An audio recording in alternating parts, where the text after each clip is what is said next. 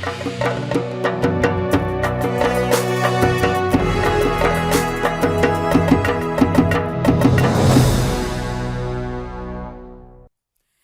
की शुरुआत करेंगे कांग्रेस के राष्ट्रीय अध्यक्ष मल्लिकार्जुन खड़गे के उस बयान से जो उन्होंने केरल में एक चुनावी रैली के दौरान दिया।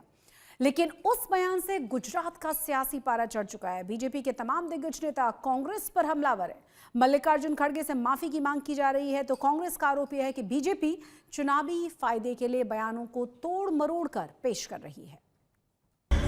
मोदी जी हर बार गुजरातियों को गालियां क्यों देते हो? आखिर इस नफरत की जड़ क्या है खड़गे जी? गुजरात के लोगों को मंदी, महंगाई, भ्रष्टाचार के इश्यू से डाइवर्ट करने के लिए खड़गे साहब के जो स्टेटमेंट है उसको तोड़ मरोड़ के कंट्रोवर्सी खड़ी करने का प्रयास हो रहा है। कांग्रेस के राष्ट्रीय अध्यक्ष मल्लिकार्जुन खड़गे के केरल में दिए गए एक बयान से गुजरात में राजनीति गर्मा गई है। आरोप है कि एक चुनावी जनसभा में कांग्रेस अध्यक्ष मल्लिकार्जुन खड़गे ने पीएम मोदी पर निशाना साधते हुए गुजरातियों को मूर्ख और अनपढ़ कह दिया। सबसे पहले आप मल्लिकार्जुन खड़गे का वो बयान सुन लीजिए। Don't misguide the people of Kerala. They are very clever. They are educated. Modi ji, Vijay, you both can fool people who are illiterate in Gujarat or in other place, but you can't fool Kerala people. इस बयान से BJP को बैठे बैठाए बड़ा मुद्दा मिल गया। BJP के तमाम नेता कांग्रेस पर हमलावर हैं। बीजेपी इसे 6.5 करोड़ गुजरातियों का अपमान बता रही है। इस मुद्दे पर गुजरात के मुख्यमंत्री और उप मुख्यमंत्री ने भी प्रेस कॉन्फ्रेंस करके कांग्रेस पर तीखा हमला बोला। उन्होंने इस बयान को गुजरातियों के साथ साथ महात्मा गांधी और सरदार के अपमान से भी जोड़ दिया। ये पहली बार नहीं है कि कांग्रेसियों ने गुजरात और गुजरातियों का अपमान किया। ये उनकी मानसिकता है। वो जब जब मौका मिलेगा, जब जब कोई भी राज्य में चुनाव आएगा, हर वक्त गुजरात और गुजरातियों को गाली देके उनका चुनाव प्रचार की वो शुरुआत करते हैं। खड़गे जी ने केवल गुजरात पर सामान्य टिप्पणियां नहीं की है, ये सोचा समझा अपमान है। हर बार गुजरातियों को गालियां क्यों देते हो? आखिर इस नफरत की जड़ क्या है खड़गे जी? हर्ष संघवी यही नहीं रुके। उन्होंने सरदार पटेल की उपेक्षा से लेकर उनकी सबसे ऊंची प्रतिमा के निर्माण में रुकावट डालने तक का आरोप लगाया और कांग्रेस को गुजरातियों की विरोधी पार्टी करार दिया। खड़गे जी, गांधी और पटेल की इस पावन धरती को अपमानित करने वक्त क्या आपके मन में एक पल भी शर्म नहीं आई? खड़गे जी, इनका जवाब दे। जब तक गुजरात में कांग्रेस जीतती रही तब तक गुजरात के लोग होशियार थे, गुजरात के लोग अच्छे थे। जब कांग्रेस के लोगों को गुजरात के नागरिक पहचान गए, एक के बाद एक चुनाव में आप हारते गए, तो यही मेरे गुजरात के नागरिक मूर्ख हो गए। यही मेरे गुजरात के मेहनती, रात दिन काम करने वाले लोग मूर्ख और अनपढ़ हो गए। इसके जवाब में कांग्रेस नेताओं ने भी मल्लिकार्जुन खड़गे के बयान पर सफाई दी। उन्होंने कहा कि मल्लिकार्जुन खड़गे ने गुजरात या गुजरातियों का अपमान नहीं किया। उन्होंने चुनावी सभा में शिक्षा पर बात की। उन्होंने बताया कि केरल में शिक्षा का स्तर ऊंचा है और गुजरात में शिक्षा की हालत खराब है, मगर बीजेपी के नेता चुनावी फायदे के लिए उनके बयान को तोड़ मरोड़ कर पेश कर रहे हैं।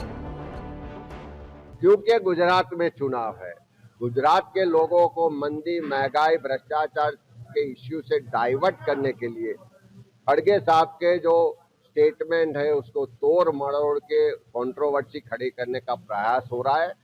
लेकिन कांग्रेस पार्टी का नेतृत्व भी गुजरात से है, गांधी सरदार के विचारों से कांग्रेस पार्टी चल रही है और ऐसे में गुजरात और गुजरातियों की अस्मिता के लिए उसके गौरव के लिए, आत्मसम्मान के लिए कांग्रेस पार्टी हमेशा काम किया है। हम सबको खड़गे जी को जानना समझना चाहिए। बड़े सीनियर गांधीवादी नेता है और बहुत बार पार्लियामेंट में रहे हैं, सरकार में रहे हैं। वो कभी भी किसी के बारे में पहले तो कोई गलत बात नहीं कर सकते, नंबर 1, और खास करके गांधी सरदार के, गुजरात के और गुजराती के बारे में नहीं कर सकते। बीजेपी कह रही है कि गुजरात में लगातार हार से कांग्रेस नेता बौखलाए हुए हैं और आत्ममंथन करने की बजाय गुजरातियों को ही कोसने लगे हैं। हालांकि इस बयान पर मल्लिकार्जुन खड़गे की ओर से तो कोई सफाई नहीं आई, मगर गुजरात कांग्रेस के नेता बीजेपी पर ही भ्रम फैलाने का आरोप लगा रहे हैं। गांधीनगर से ब्रजेश दोषी के साथ आज तक ब्यूरो। इसी मुद्दे पर आज तक संवाददाता ने गुजरात के मंत्री अर्जुन मोढवाडिया से भी बातचीत की। अर्जुन मोढवाडिया कांग्रेस पार्टी में रह चुके हैं। उन्होंने मल्लिकार्जुन खड़गे के बयान पर क्या कहा है, सुनवाते हैं। कांग्रेस के राष्ट्रीय अध्यक्ष मल्लिकार्जुन खड़गे ने गुजरातियों को अनपढ़ कहा, जिसके बाद राजनीति गरमाई है। गुजरात से बीजेपी जो है लगातार हमलावर है। हमारे साथ गुजरात सरकार के मंत्री हैं, उनसे बात करते हैं। अर्जुन भाई, आप तो कांग्रेस में रह चुके हैं, जिस तरह का ये बयान आया है, आपने भी एक्स पर पोस्ट किया है, आप किस तरह देखते हैं इस बयान को? गुजरात के प्रति कांग्रेस को गुस्सा है, ये मैंने स्वयं अनुभूति किया है।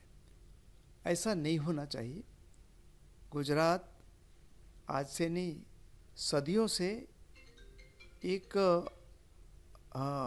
प्रोग्रेसिव स्टेट रहा है और गुजरात ने बहुत सारे क्षेत्रों में फ्रीडम मूवमेंट थी, तो उसमें हमारे महात्मा गांधी और सरदार साहब ने लीड किया था उसी समय और देश को आज़ादी दिलवाया। साइंस एंड टेक्नोलॉजी क्षेत्र है तो विक्रम साराभाई ने यहाँ से लीड किया था। लिटरेरी फील्ड है से लेकर ये जो पूरा समुद्री क्षेत्र है, सभी में गुजरात हमेशा अग्रसर रहा है। आज के दिन में तो जब मोदी साहब यहाँ के चीफ मिनिस्टर बने, उनके बाद तो गुजरात का लोहा दुनिया मान रही है। कांग्रेस के जो लीडर्स हैं वो बचाव कर रहे हैं अपने राष्ट्रीय अध्यक्ष का कि कोई भी कांग्रेसी जो है वो गुजरात की जनता का या गुजरात का अपमान नहीं कर सकता, क्योंकि इस जगह ने जो है सरदार पटेल और महात्मा गांधी दिए हैं, जो गुजरात मतलब भारतीय राष्ट्रीय कांग्रेस के भी बड़े नेता रहे थे। तो वैसे में जो है इस बयान को तोड़ मरोड़ के जो है बीजेपी राजकीय लाभ लेना चाहती है, ऐसा आरोप कांग्रेस के प्रदेश अध्यक्ष ने लगाया है। नहीं, ये पूरा बयान तो मीडिया पर है, ऐसा तो नहीं है कि किसी ने वैसे ही किया। जो बोल रहे हैं वही कह रहे हैं सारे देश के लोग, दुनिया के लोग, तो ये नहीं बोलना चाहिए।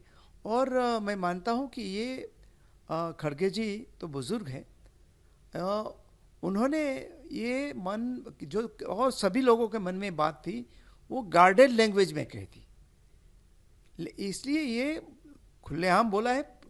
और सिर्फ ये केरला के चुनाव को मद्देनजर रखकर उन्होंने बोला गया है। केरला के लोग पढ़े लिखे हैं और आज केरला के भी सभी लोग लोहा मान रहे हैं, उसमें दो राय नहीं है। लेकिन गुजरात और दूसरे राज्य हमारे हैं, वो भी भारत का हिस्सा है और हम तो ये कहते हैं कोई पिछड़ा प्रदेश है तो उसके लिए भी नहीं बोलना चाहिए। हमारी जिम्मेदारी है कि वो पिछड़े प्रदेश को भी हम आगे ले जाए, जो आज प्रधानमंत्री नरेंद्र भाई कर रहे हैं। हमसे बात करके तो ये थे गुजरात सरकार के मंत्री अर्जुन मोढवाडिया, जिन्होंने साफ तौर पे कहा कि ये कांग्रेस के राष्ट्रीय अध्यक्ष की गलती है और उनको पूरी कांग्रेस को इसके लिए माफ़ी मांगनी चाहिए। जिस तरह का बयान आया है चुनावी जनसभा में उन्होंने जो बयान दिया सबके सामने है, उसमें कोई तोड़ मरोड़ने वाली बात नहीं है, पर ये जो बयान था वो बेहद दर्दनाक है और इसके लिए जो है कांग्रेस को माफ़ी मांगनी चाहिए। गांधीनगर से कैमरामैन जीवन व्यास के साथ ब्रजेश दोषी, आज तक। देश में 5 राज्यों के साथ आनंद जिले की उमरेठ विधानसभा सीट पर भी उपचुनाव होने और यह सीट 6 मार्च को बीजेपी विधायक गोविंद परमार के निधन के बाद खाली हुई थी। बीजेपी ने सीट पर गोविंद परमार के बेटे हर्षद परमार को मैदान में उतारा है, तो कांग्रेस ने एक क्षत्रिय कार्ड चलकर इस चुनावी जंग को दिलचस्प बना दिया है। अब दोनों ही पार्टियां अपने अपने उम्मीदवार को जिताने के लिए पूरा जोर लगा रही हैं।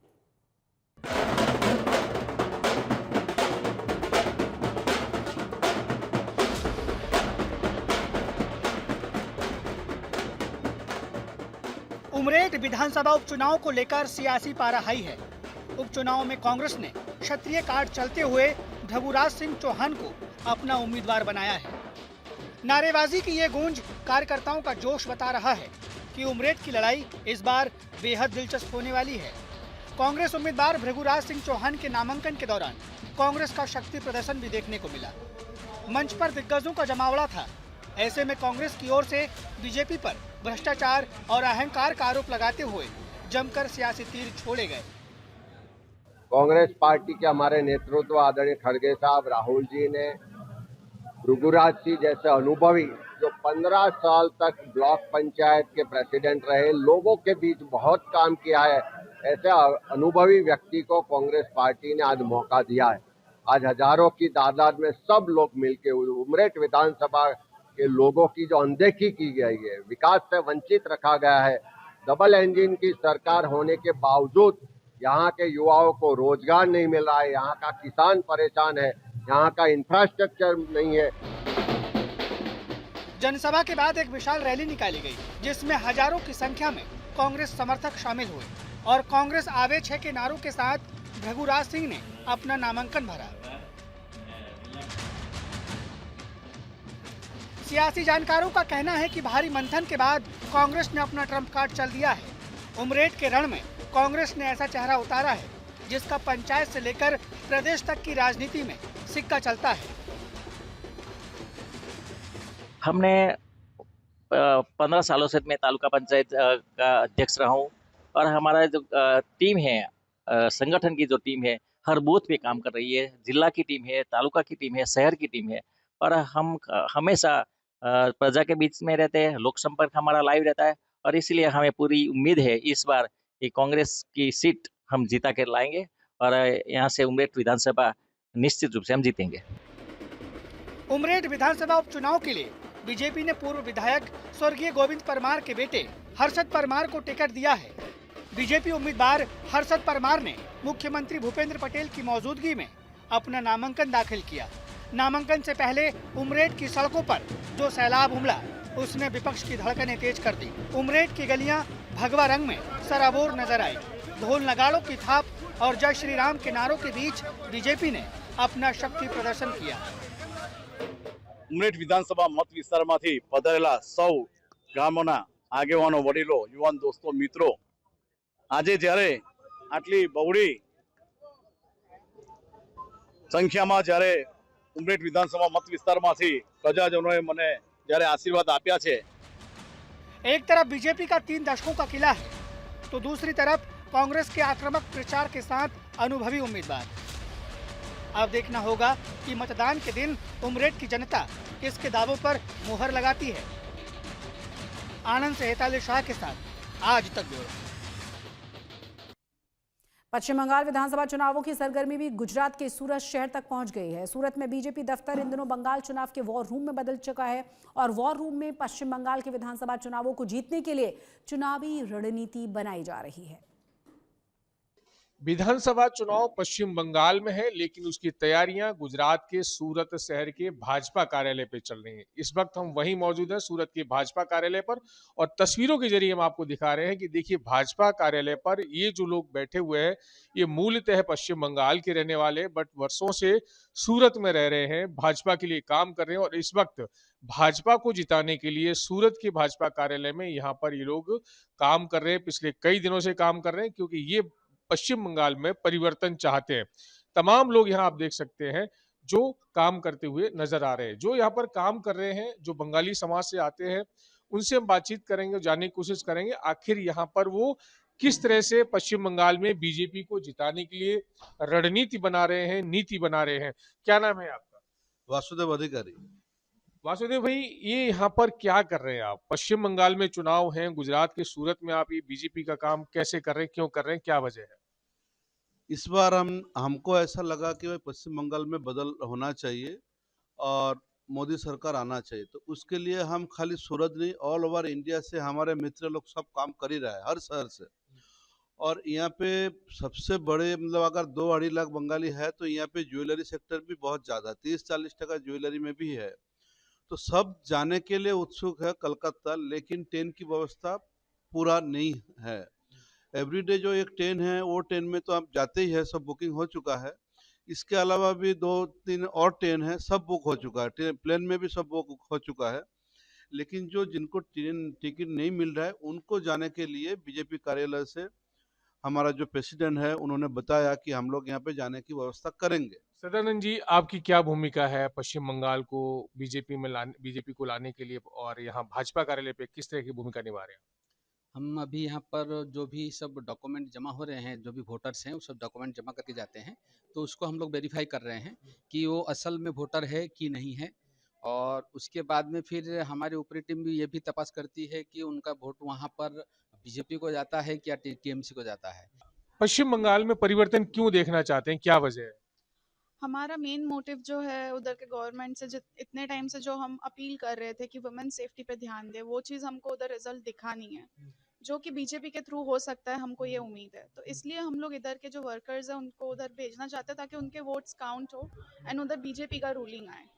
जैसे जो यहाँ लड़कियां काम कर रही हैं उनसे भी हमने बातचीत की तो वो भी कह रही हैं कि पश्चिम बंगाल में वुमेन सेफ्टी बहुत बड़ी समस्या है, तो वो भी यहाँ से परिवर्तन पश्चिम बंगाल में देख रही हैं।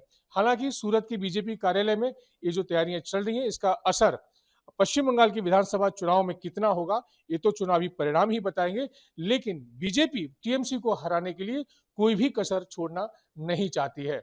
संजय सिंह राठौड़, सूरत, आज तक।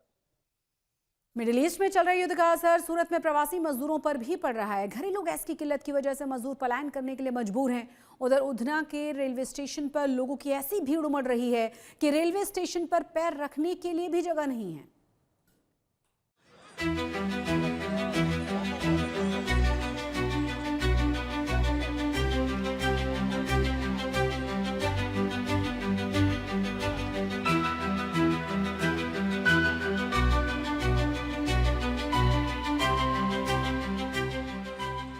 सूरत का उधना रेलवे स्टेशन यात्रियों से खचाखच भरा हुआ है। वेटिंग एरिया फुल है। रेलवे स्टेशन के बाहर भी सड़क के दोनों ओर लंबी लंबी कतारें लगी है। ये अलग अलग राज्यों से सूरत में आकर काम करने वाले वर्कर्स हैं, जो अब एलपीजी संकट के कारण सूरत से पलायन करने को मजबूर हैं।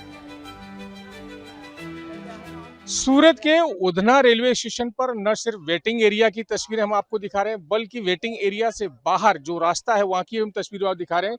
तस्वीरों के जरिए आप देख सकते हैं जो रास्ता है यहाँ पर, वहां पर लंबी लाइन आपको नजर आएगी। ये लोग भी अपने अपने गांव जा रहे हैं। जिस तरह से समय बढ़ता जा रहा है वैसे लाइन जो है यहाँ पर बढ़ती जा रही है। तस्वीरों के जरिए आप देख सकते हैं कि ये वेटिंग एरिया के बाहर का इलाका है, रेलवे स्टेशन के बाहर का इलाका है। दोनों तरफ आप देखेंगे श्रमिकों की लंबी लंबी लाइनें लगी हुई हैं।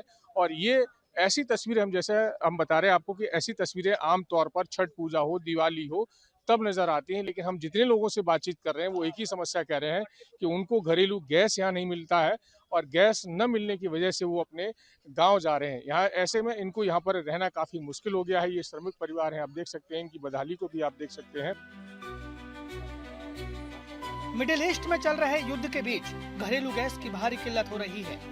ऐसे में ये वर्कर्स सूरत छोड़कर अपने अपने गांव की ओर जा रहे हैं। आज तक की टीम देर रात सूरत के उधना रेलवे स्टेशन पर पहुंची और श्रमिकों के पलायन की तस्वीरों को कैमरे में कैद किया। वेटिंग हॉल में बैठे मजदूरों ने बताया कि पलायन करने की सबसे बड़ी वजह गैस की किल्लत है। शहर में रसोई गैस नहीं मिल रही है और जहां ब्लैक से मिल रही है वो बहुत महंगी है। समस्या यही है, गैस मिल ही नहीं रही। जहाँ पे जा रहे हैं वो डबल रेट मांग रहे हैं। पहले मिल रही थी 120 केजी, अब मिल रही है डायरेक्ट 500 केजी। कोई दे ही नहीं रहा है, और वो भी दे रहे हैं चोरी छुपा दे रहे हैं रात में। मिल ही नहीं रहा है। जिसका अपना चोपड़ी है उनको मिल जाता है, जिसके पास चोपड़ी नहीं उनको नहीं मिलता है। हाँ, जिसके पास जाना है वो बोलते 500 रुपए दो, नहीं तो 450 रुपए दो, तो मिलेगा नहीं, तो वो भी नहीं मिलता है। वो भी चोरा छुपा के 7 बजे शाम को देंगे, वो भी देते हैं नहीं देते। हाँ, वही से जा रहा हूँ। गाँव में कैसे रह लेंगे आप? गाँव में तो है हम लोग का 2-2, 3-3 खाता है। 2-2, 3-3 खाता है। पुतों के नाम से है, मेरा नाम से है, माँ को नाम से है, हो जाएगा गांव में। गांव में तो लकड़ी से भी बना के खा लेंगे। हालात का अंदाजा इन तस्वीरों से लगाया जा सकता है। रेलवे स्टेशन के बाहर भी खुले आसमान के नीचे मजदूरों की लंबी लाइनें दिख रही है। हर किसी का यही कहना है कि गैस नहीं है, इसीलिए गांव वापस जा रहे हैं। समस्या क्यों जा रही है? कैसे का है और कुछ नहीं है। सरकार तो कह रही है ऐसी कोई समस्या है नहीं यहाँ पे।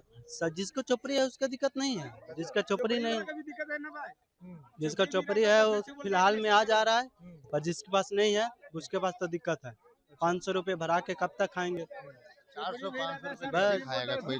400-500 रुपये किलो देता है चोरी चुपे से, तो कैसे खा पाएगा अपने लेकर? मजदूरी करता है 500-400 रुपया और 400-500 लेके कहाँ खाएगा सर? आप ही बताइए। चोपड़ी मेरा भी है सर, तो बोलता है फिर से कलेक्शन करो तब दूंगा, नहीं तो नहीं। 29 रुपये फिर मांग रहा है, तो कहाँ से पैसा लाऊंगा सर? बोलता कलेक्शन होगा तब अभी जाता हूँ, तो बोलता है 1 महीने के बाद आना। बोलता हूँ मैं पैसा सर दे रहा हूँ तो अभी तो ले लो, मेरे को गैस दे दो, तो बोलता नहीं मिलेगा। जे हम के चोरी से गैस क्यों दे रहा है 700 रुपये किलो? जे ऐसे होता है सर। प्रवासी मजदूरों के मुताबिक जो गैस पहले 80 रुपए प्रति किलो मिल रही थी, वो अब ब्लैक में 500 रुपए प्रति किलो मिल रही है। गैस की कमी के कारण कुछ फैक्ट्रियां पूरी तरह से बंद हो चुकी हैं, तो कुछ फैक्ट्रियों में काम आधे से भी कम हो गया है। केवल एक ही शिफ्ट में काम हो रहा है, जिससे मजदूरों की पूरी दिहाड़ी भी नहीं बन पा रही है। क्यों जा रहे हैं गाँव, क्या वजह? यहाँ पे तो गैस उस बिल्कुल नहीं मिल रहा है। यहाँ पे बिल्कुल मतलब स्थिति खराब हो गया है, मशीन सब बंद है यहाँ पे एकदम। मतलब गैस के वजह से इतना है परेशान है ना, आज भी गैस खत्म हो गया, चूल्हे पे खाना बनाना पड़ा है। क्या करेंगे? तो फिर हम लोग घर जा रहे हैं। आज कोयले भी तो नहीं मिल रहा है ना, कोयले पे भी ज्यादा रेट मार रहा है ये लोग। 1 किलो का दाम है तो 100 रुपया ले रहा है, उसमें क्या खाएगा, क्या यहाँ पे रहेगा, कैसे बनाएगा, कैसे खाएगा? इसके वजह से गाँव जा रहे हैं। क्या करेंगे यहाँ पे? 1 महीना भी नहीं चलेगा 4 किलो गैस, कितना दिन चलेगा? अब मान लीजिए कि 2200 रुपये में भरा रहा है, तो कैसे आदमी खाना बनाएगा, कैसे आदमी का कैसे चलेगा? गरीब आदमी का 400-500 रुपया कमाता है, उसके लिए मान लीजिए कि आदमी कैसे कमाएगा, खाएगा? भर दिन तो लाइन में लगाना पड़ता है, वो भी 4 लीटर गैस के लिए। सरकार कहती है कि गैस किल्लत की कमी नहीं है, लेकिन ये तस्वीरें सरकार के दावों की पोल खोल रही है। घरेलू गैस की किल्लत और आर्थिक दबाव के कारण औद्योगिक क्षेत्रों से मजदूरों का पलायन एक बड़ी चुनौती है। सूरत के अलग अलग क्षेत्रों में काम करने मजदूर पिछले कई दिनों से लगातार पलायन करने को मजबूर हैं। सूरत से संजय सिंह राठौड़ के साथ आज तक ब्यूरो। आज तक गुजरात में आज के लिए बस इतना ही, लेकिन देश और दुनिया की तमाम बड़ी और अहम खबरों के लिए आप देखते रहिए आज तक।